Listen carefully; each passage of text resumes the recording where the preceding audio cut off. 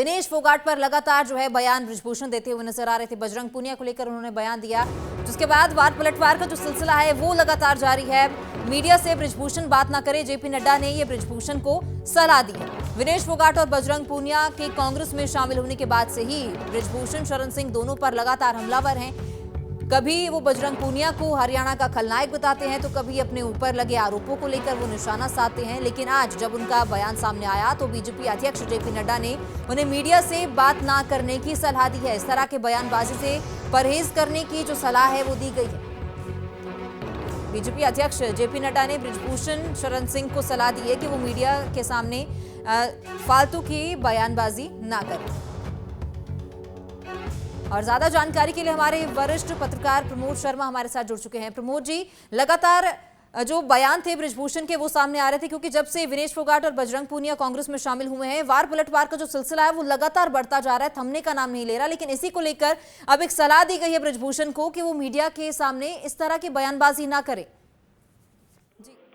जी बिल्कुल, देखिए जिस तरह से लगातार बृजभूषण शरण सिंह के बयान आ रहे हैं विनेश फोगाट को लेकर, बजरंग पूनिया को लेकर, उसको लेकर उसका रिएक्शन फिर हरियाणा से आ रहा है। तो बीजेपी की जो लीडरशिप है हरियाणा की, उनकी ओर से पार्टी नेतृत्व को ये ध्यान दिलाया गया है कि अगर बृजभूषण शरण सिंह लगातार इसी तरह बयान देते रहेंगे, चाहे विनेश फोगाट के खिलाफ हो, बजरंग पूनिया के खिलाफ हो, तो उसका जो है साइड इफेक्ट बीजेपी को इस चुनाव में देखने को मिल सकता है। क्योंकि विनेश फोगाट जो है अभी जब से ओलंपिक से वो जीती हैं, जगह जगह तमाम खाप पंचायतें और जो वहाँ की लोग हैं उसका स्वागत कर रहे हैं, किसान संगठनों ने उसका स्वागत किया है।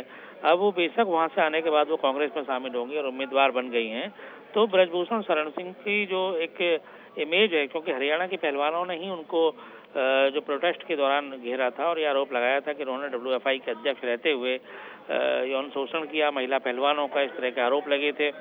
तो उसको लेकर जो है ये कहा गया है कि केंद्र से हिदायत दी जाए बृजभूषण शरण को कि वो हरियाणा को लेकर, इस समय चुनाव का माहौल है और 1 महीना भी शेष नहीं बचा है, तो इसको अपनी बयानबाजी तब तक ना दें। तो सूत्रों का ये कहना है कि जेपी नड्डा ने जो पार्टी के राष्ट्रीय अध्यक्ष हैं और केंद्रीय स्वास्थ्य मंत्री हैं, उन्होंने बृजभूषण शरण सिंह को इस मामले में बात करके हिदायत दी है कि अभी वो फिलहाल ये संवेदनशील मसला है, इसको लेकर ना बोलें जब तक कि उनको पार्टी की ओर से ना कहा जाए। वैसे भी वो उत्तर प्रदेश की राजनीति में से संबंध है, हरियाणा में चुनाव चल रहा है, तो उनको अगर पार्टी भेजेगी, कहेगी, तब वो जरूर बयानबाजी करें। फिलहाल वो मीडिया से दूरी बनाकर रखें। लेकिन बृजभूषण शरण सिंह लगातार मीडिया में रहते हैं, जब उन पर आरोप लगे थे तब भी, तो उनको कंट्रोल करना थोड़ा मुश्किल काम है, क्योंकि उत्तर प्रदेश में भी वो 6 बार सांसद रहे हैं, उनका बेटा भी सांसद है, उनकी बीवी सांसद रही है, एक बेटा उनका विधायक रहा है, तो वो उनका एक दबदबा है। तो इसीलिए केंद्र से हरियाणा के संगठन ने आग्रह किया कि बृजभूषण सिंह पर लगाम कसी जाए। जी, बहुत शुक्रिया प्रमोद जी तमाम जानकारी के लिए।